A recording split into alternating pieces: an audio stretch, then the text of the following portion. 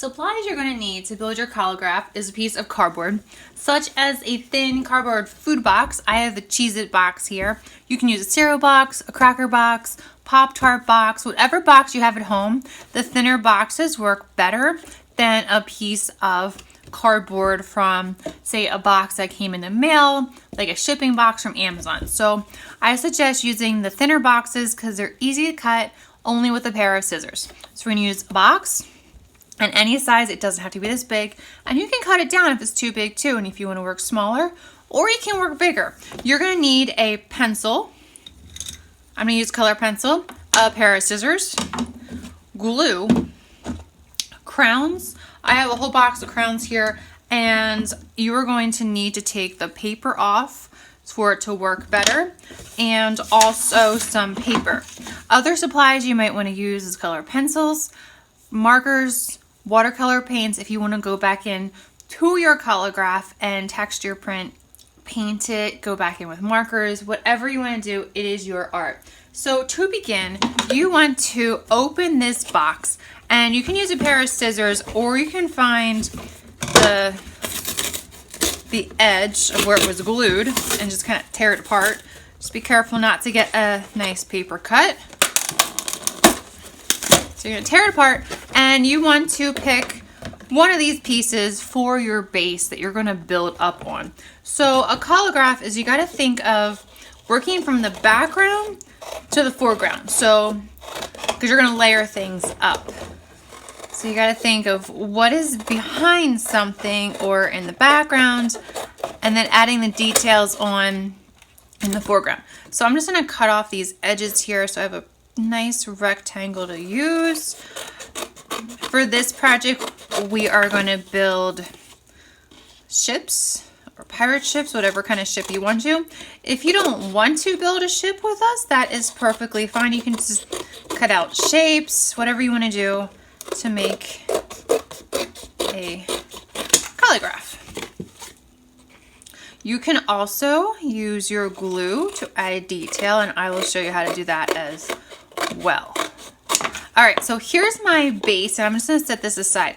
So I'm going to draw out my pieces and then add them onto my cardboard. So I'm gonna draw all my pieces and then cut them out and then show you the next step. So our next step is to glue on all of our pieces. I kind of laid mine out. I'm gonna first put my waves in the background. I'm just gonna shimmy this stuff up.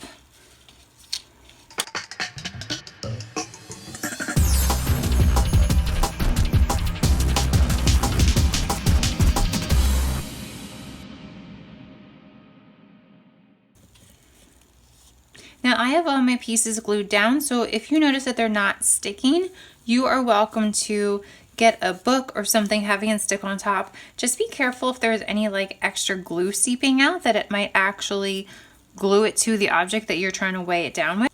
You can always just put your glue bottle down to hold it, or your pair of scissors that just doesn't want to stay down. Giving an extra little bit of weight might help it stay.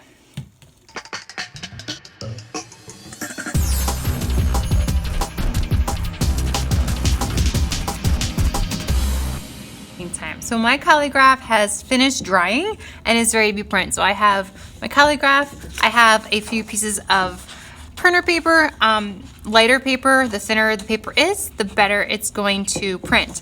So the hard drawing, the thicker drawing paper usually used in classroom might not be the best choice. So what you're going to do is you're simply going to place a piece of paper on top. You may decide if you want to tape the edges of your Collagraph or put some tape donuts on the back, so that way this isn't going to move. That might be a good idea. And also you can put a little pieces of tape in the corner of your papers. I'm just going to simply pick a crown. I have these crowns that I made. You can also just unwrap the paper on a crown, and that works well too. So I'm simply going to hold down my paper and go over it while pressing down on my crown.